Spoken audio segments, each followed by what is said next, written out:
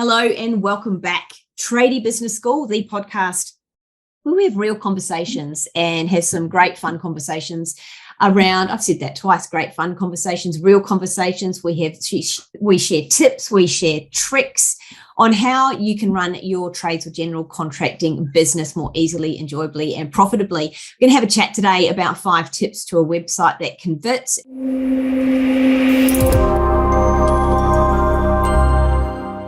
And I am joined by my co-host, Adam Spencer. How are you today? I'm very well, Miranda. What an intro that was. I know. It's a cracker, and I've learned to just keep rolling these days. I trip over my words, have a good laugh. None of us is perfect. In fact, I will always say we are all flawsome. So there we go. We now have it on a recording forevermore how flawsome I am, and yes, I trip over my words. So today, I love this topic, websites. So many tradies are amazing at their trade, craftsmen, through and through, but they're rubbish. Their websites are rubbish. Honestly, it's the last on their list. Miranda. I know. I've just annoyed a whole lot of people. People have crashed into things on the side of the road. People are going to be crying themselves to sleep now. Oh my God. The websites leave a lot to be desired. It's the last on the list because, let's face it, you're busy. You're really busy. And in many cases, you've got more work than you can really cope with right now anyway, often finding it hard to hire people, as we've talked about in previous episodes. So the website's the last on the list. It's like, I don't need leads, so I don't need a website. So we're going to have a chat today about some of the ways in which you can build a website that converts, because the day will come that you do want a website to be bringing in leads. And I would say that day is now anyway, because if you've got more work than you can deal with, then niching down, narrowing down who you're saying yes to is a smart move. So today we're going to have a chat about why having a rubbish website is terrible for business and what you can do about it. I think it's important, like in a couple of levels. Like we did a podcast recently about it, not just being about business, but about building your culture. And websites are so much more than they used to be now. The world is so digitally driven. Websites are available on our phone, in our pocket, So the I guess analysis and the energy that you put into it needs to be treated in a way that it has value, because previously it's just like, I think we went through this period of time where they were kind of just like online brochures, these are what we do, hey, this is who we are. But now they're very much a tool, and there's so much you can do with a website to build audiences, build followings, create email lists, all of those sorts of things. But the branding side of thing, I think, is probably what you're going to touch on more today, and just understand the importance behind that. Am I correct? Oh yeah, I'm going to all sorts of things. I'm sure you had some gems to add, Adam. Gone are the days of your website being, as you said, Adam, a glossy brochure, and heaven forbid, remember the days of the carousel images where you'd click and there's that big carousel of images across the front. Oh, Miranda, you're showing that you're not 21. I'm not 21. You look 21, but those sorts of statements make you sound very old. I know. You heard it here first. I'm not 21, not 21. So there are many different trends in websites, and the latest, the trend is people now will always search for you before calling. Really, this is the first thing people will do is they're going to search and look at your website, and if your website looks like it was from 1980, it's got cobwebs across it, and it loads slowly, it's got old images, it's just old-fashioned looking and horrible fonts. I mean, heaven forbid those. Remember the websites people would do themselves, and they'd put things like Comic Sans as the font on their website, and oh dear, people still do their own. There's a lot of do your own ones. Mind you, they are high quality these days. There's some very good plug and play ones. Templated. There are, and I believe you get what you pay for. And you think about it for a moment. If you were to if you needed to hire a trade to come and plumb in your house or build something or do, build a pergola or do a reno, would you hire the one with the shitty website, or the one that had no qualifications, or the one that was the cheapest and the most shoddy job, would you hire that trade for your business? So website building is like a trade. Like, you want somebody that knows what they're doing. They're not just making it up. You can build them yourself. So for those of you, there are some great drag and drop templates. You can do it yourself. And I think in many cases, if you've chosen a really modern template and you've got some things in there, that's probably better than nothing. And there's a few tips that I'm going to go through today that whether you're building it yourself or you're paying somebody, entirely your choice. I would encourage you to find a good agency that can build it for you to make sure it functions well, because it has to function. It can't just look pretty. It has to function. Then to do that, however, the things that we're going to talk about today, I've got 5 tips. You can, by all means, do those if you're building it yourself as well. So you think about it for a moment. People always search before calling you. And when they land on your website, you've got about 3 to 5 seconds before they click away. That's all you've got. So you've got to hook them. Like, imagine they're a fish swimming past that bait. You've got to have the right bait, and you've got to hook them within 3 to 5 seconds, or they click away and they will not come back. So 2 questions. Why do they check your website first? And why have you got that short of time to hook them? 3 questions. How do you do it?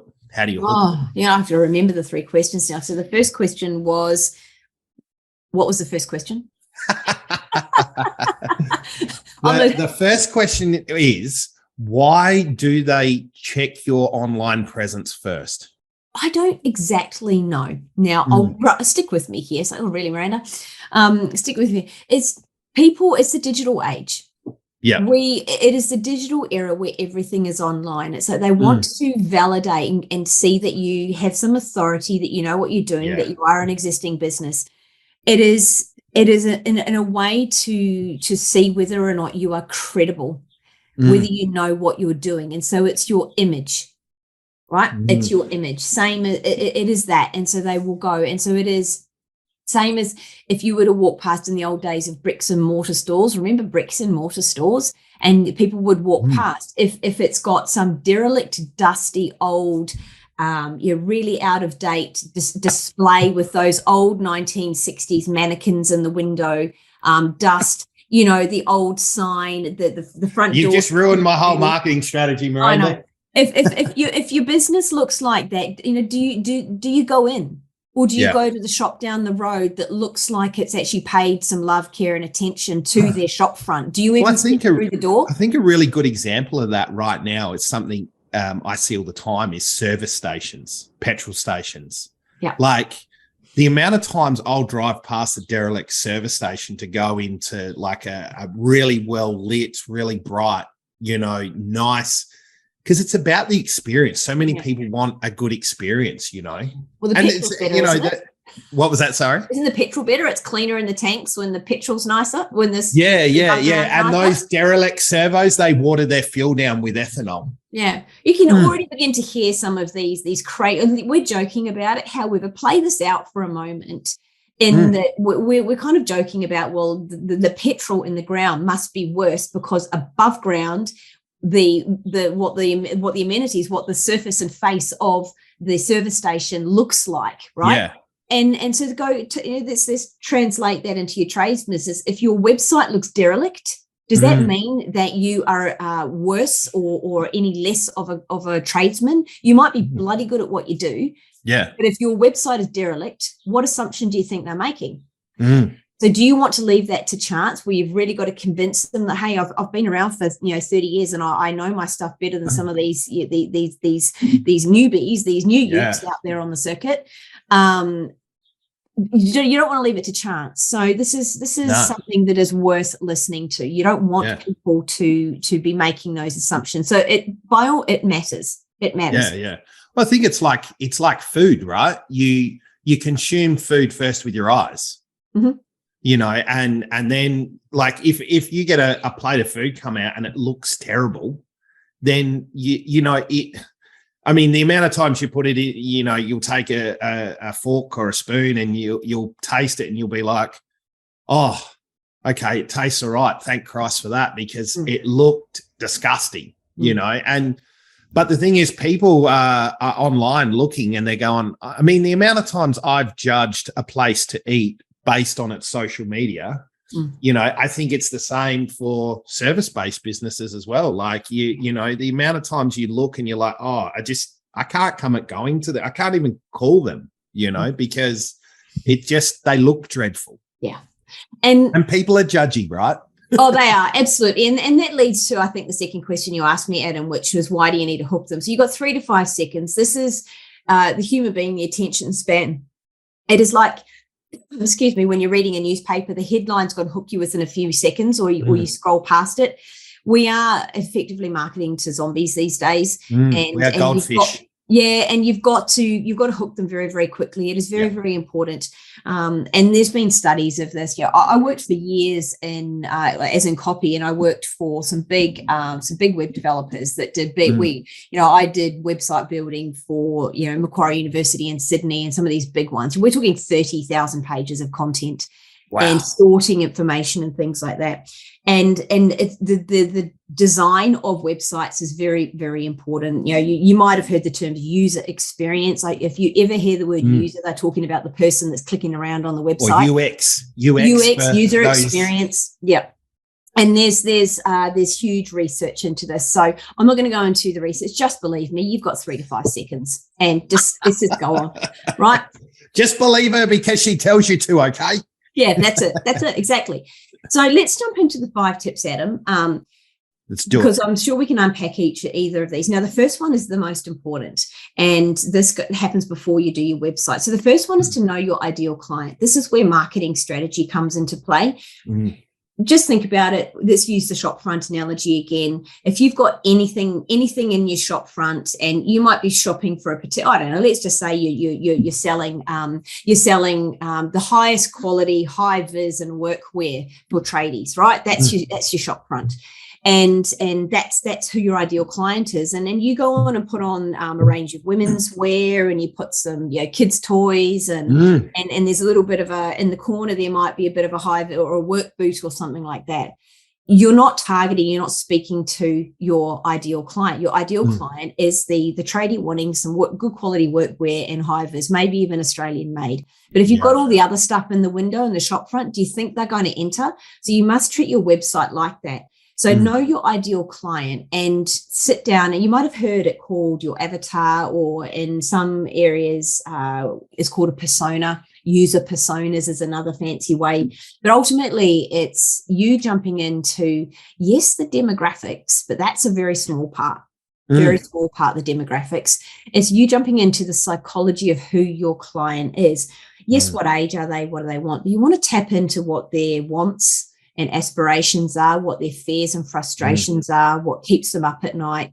What's the problem that needs solving? Yeah, and do they know they have the problem? So in many cases, I'll see websites trying to solve problems for clients that don't yet know they have the problem.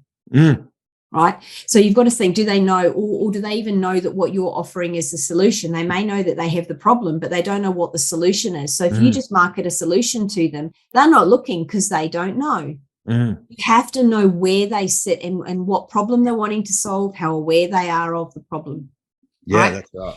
And so knowing your ideal client is critical. Now, at this stage, once you've got, we've got a tool we use called, funnily enough, the My Ideal Client within our program. And I recommend clients spend 6 to 8 hours filling this out. And I have not yet had a client fill this out and show it to me where we couldn't go deeper. But I don't have the time to do that, Miranda. That's another podcast. Oh, it is. So the problem is, right, is that you don't have, the reason you don't have the time is because you haven't done this. That's the irony of it. That is the irony. And I'll say this. In fact, I said this to clients. We went through the My Ideal Client recently in one of our internal group coaching sessions. And I recommended that every client they've got a notebook, or you've all got a smartphone with a notes app in it. When you talk to clients, you can all think of a client right now that if you could replicate that client in your business, that life would be a whole lot better. Yeah. Right? How many times have we said if we could have 100 clients like that one? Totally, exactly. So start noticing that client, and when you're interacting with them, write down what you observe. And so we've all got 5 seconds here and there, 10 seconds here and there, a minute or two between jobs.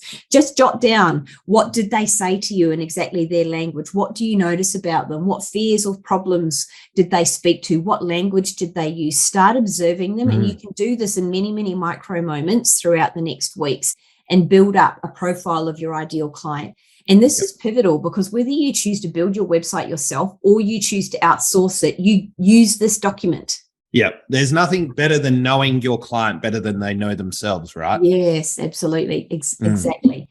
So the second tip, once you know your ideal client, here's another tip, is to use real pictures. Use real pictures.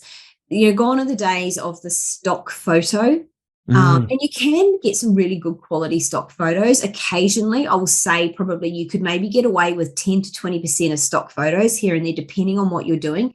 The ideal, though, is to use real photos. So take photos on site, get some good quality ones, take photos of your team, take photos of jobs and clients, take photos of your team in nice shiny uniform, of your nice clean utes and trucks, of all of those things, your job sites, take photos of them and use those on your website. People want real. They want real more than they want polished and false. Yeah. Authenticity is a new currency, I think. It totally is. Yeah. And to be authentic, you must know who you are as a person. That's individual and authenticity, is knowing your values and what you stand for and connecting and living and breathing those. As a business, apply that to business, knowing your values, knowing and having your business and showcasing your values through your photos and your imagery will bring those to life. So having those real photos is number 2. Number 3, this is one near and dear to my heart, invest in good copy. Copy being the words that are written. So you go, what's copy? Copywriting is the words written on your website. I've seen some doozies where, clients go and they go, I'm going to go and spend $5,000 and getting this fancy website done. And then I look at it and I go, who wrote the copy? I did. Or they've left the stock one in there, the lorem ipsum, whatever it is. I know the lorem ipsum, exactly the copy. But oh my goodness, don't write it yourself unless you know that you're half decent at writing. Please don't write it yourself. Or if you do, please at the minimum make sure you run it through some kind of grammar checker. There's online grammar checkers online and things that can help you write your systems. Like there's things like Grammarly, there's things like Hemingway app, which are free tools, or you can get very cheap paid versions, which will help you with your grammar. But don't then, if you go, okay, well, it's been recommended that I go and invest in somebody to write the copy for my website. Don't go and hire the cheapest paper word writer. You get what you pay for. And you don't want to be hired. You don't want to be getting hired because you're the cheapest. So don't be buying your trades and your professions by the same method. Yep, absolutely. And the words on the page are more important than the fancy images and all of the stuff on the site. The words on the page are what is going to convince somebody to make contact with you. A prospect or a lead or a prospective hire. You've got to speak to your ideal client in the language, and writing's a craft, the same as your trade is a craft. So get it written well. Hire somebody that can do it for you, or write it yourself and get it checked. And write in real language. Please write in real language. Drop the jargon. It's got to pass the mum test. If your mum can't understand it, what it is that you're talking about, then it hasn't passed the mum test, and you need to, I'm just going to risk. You got to dumb it down. You really do. And that's not to say mums are dumb, because I'm a mum and I'm not dumb, right? But you've got to dumb it down. Simplify it. For the lay person, not the layman or the lay woman, the lay person. Oh, I know. You're getting all correct, and I'm saying dumb it down, right? So you've got to really think about the words on the page. They are, I would say, more important than the platform that they're built on. Number 4, make it mobile friendly. Think about it. When was the last time? How often, Adam, do you look at websites on your computer versus your mobile? Hardly ever. Yeah. No, particularly like when I'm researching, like most of it's on the phone, on the fly when I'm on the road. Yeah. Totally. So you think about it, people are busy, you're busy, make it mobile friendly. There is zero excuse for a website not to be mobile friendly, mobile responsive, all of those things. So test it. And if you're paying someone to do your website, go and open it up on an iPad, go and open it up on a computer, a phone, get it opened on Apple versus Android, get it tested, and make sure that you click through the screens and stuff doesn't hop over things. The last thing you need is a drop-down menu going across your phone number, or people not to be able to scroll through your site. There is no excuse for it not to be mobile friendly. And I think the thing is, on that point, you've got to start with the end in mind. What is the purpose of the website, right? It's to drive clients. It's to get people into your world. And if your website does things like that on the phone, makes it really hard for them to connect with you, then guess what? They're probably not going to connect. Oh, totally. I love that. That leads into the next point, is the last point. Number 5 is to make contacting you easy. So think about every page that you're on the site. Don't only have your phone number on the bottom where people have got to scroll to the bottom and click on a contact us and then look at some tiny little number. You want it on the top of every single page. In fact, I would say your phone number is more important than your logo. I see so many websites putting their logo up front, like I've got to showcase my logo. It's like, just calm the ego, make your logo small and make the phone number big. The function of your website is so that they can get in contact with you. They don't care about your logo as much as they care about being able to find the phone number easily. Yep. The other thing I'll add to the make contact easy is think about what you want them to do next on every page. At the bottom of every page, if they're a scroller, you want to send them somewhere next. So at the bottom of that page, you might go, hey, they might have read the home page. So would you like to see some more jobs that we've done, and put a button to the gallery or images of the jobs you've done. And then at the end of the jobs you've done, great, do you want to book in with us? And then you have a button that takes them to the book page, the book with us page, or a contact page. Think about the flow and what you want them to do all the way through the website. Explain what's going to happen next. So if you've got a form that pops up that says contact us here, make an inquiry, put some words on there that say what's going to happen next. Like, thanks, this is going to arrive in our inbox. We're going to read it, and you can expect a reply within 24 business hours. We'll get back to you with the next steps on what will happen. Or you can expect a call within 8 hours, or one business day. Let them know what to expect next. Too many people have those forms that you just don't even know when you fill it out if it's actually going to go anywhere. I think they're amazing points, Miranda. It's such a vital tool in the toolbox these days, the website. So I know it's going to be hard for a lot of people to come at that because it is like down the priority list for a lot of people. But I think there are some simple solutions out there and some basic fundamentals that you've touched on to make that process quite simple and easy. It doesn't need to be a multi-page website. You've just got to have those fundamentals right to begin with, and then you can build out from there. Totally. For those of you that have too much business at the moment, this is a way that you can begin to start refining down who you say yes to.